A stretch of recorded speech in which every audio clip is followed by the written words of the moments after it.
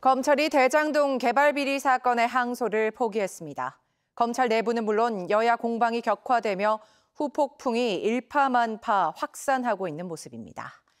국정감사가 끝나면서 여야는 본격적인 지방선거 준비에 들어갔습니다. 황상현 기자가 배종찬 인사이트 K 소장과 함께 관련 소식 분석해드립니다. 검찰이 대장동 개발 비리 사건의 항소를 포기한 것과 관련해 여야의 공방이 격화되고 있습니다.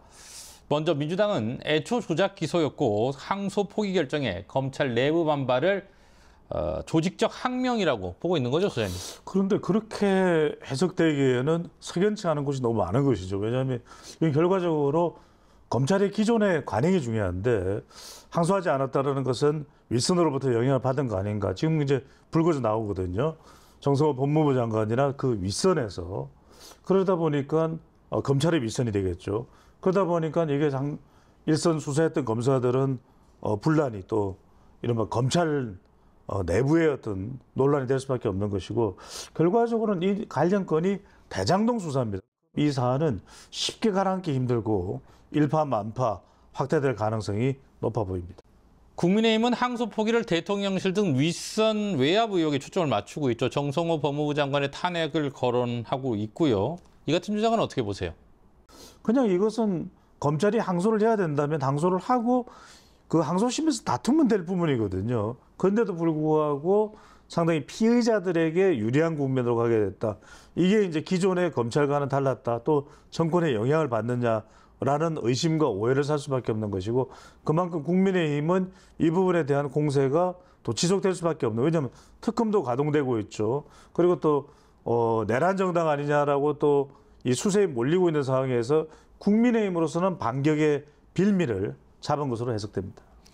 자, 항소 포기를 두고 여야 모두 국정조사 카드를 꺼내들었어요. 물론 규명할 의혹의 방향은 정반대인데 현실화 가능성 어떻게 보세요?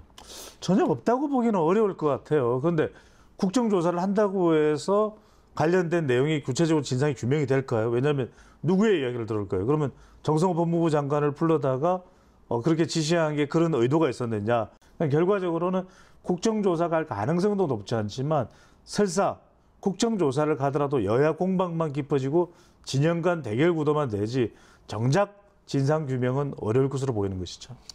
여야는 국감 이후 본격적인 지방선거 준비에 들어갔습니다. 민주당은 전국 지역위원장 워크숍을 열었고 국민의힘은 당 소속 시도지사들과 간담회를 열 계획입니다. 어떤 논의가 이루어질까요? 내년 경선을 주로 충성 경선이라는 이야기를 많이 합니다. 그만큼 충성도가 얼마나 높으냐. 그러니까 민주당의 경우에도 지역위원장 워크숍이라는 게 당이 얼마나 충성할 수 있냐. 국민의힘도 마찬가지입니다. 시도 이 단체장 간담회를 가지는 것도 얼마나 당에 대해서 지금 장동혁 지도체제와 같이 이 기조를 유지할 수 있느냐. 가령 뭐 국민의힘 경우에는 한동훈 전 대표가 거론될 수 있을 것이고, 민주당의 경우에는 이른바 친청이 아니라 반청 인사들은 어떻게 되느냐. 이 부분에 주목해 볼 필요가 있을 것으로 보입니다. 자, 이재명 대통령의 직무수행 긍정평가가 63%라는 한국갤럽의 조사 결과가 나왔어요. 한 달 반여 만에 60%를 회복한 것인데 이유는 어떻게 보세요? 에이펙이죠.